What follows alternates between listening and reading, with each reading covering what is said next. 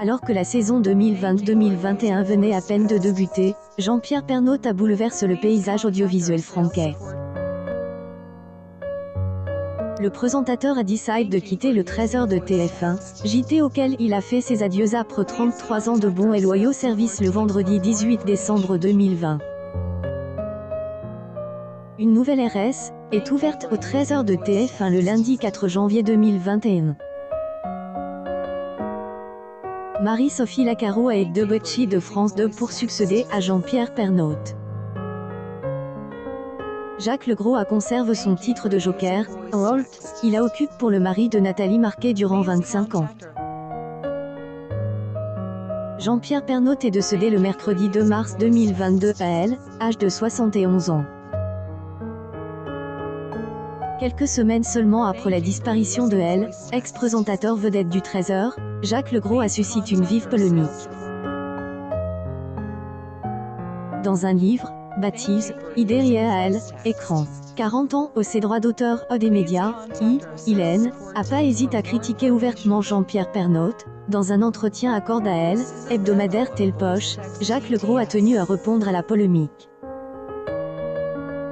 Certains admirateurs de Jean-Pierre Pernaut trouveront que J est la dent dure contre lui, pas moi.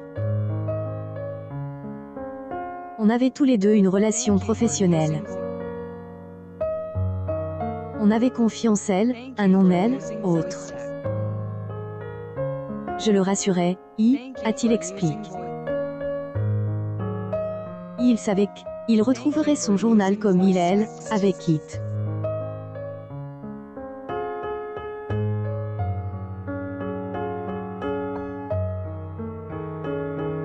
Il avait des qualités on ne trouve plus beaucoup au jour, lui et les défauts qui vont avec, a ajouté Jacques Legros. Le joker du 13h est ensuite revenu sur ce jour où il a claqué la porte du JT de TF1.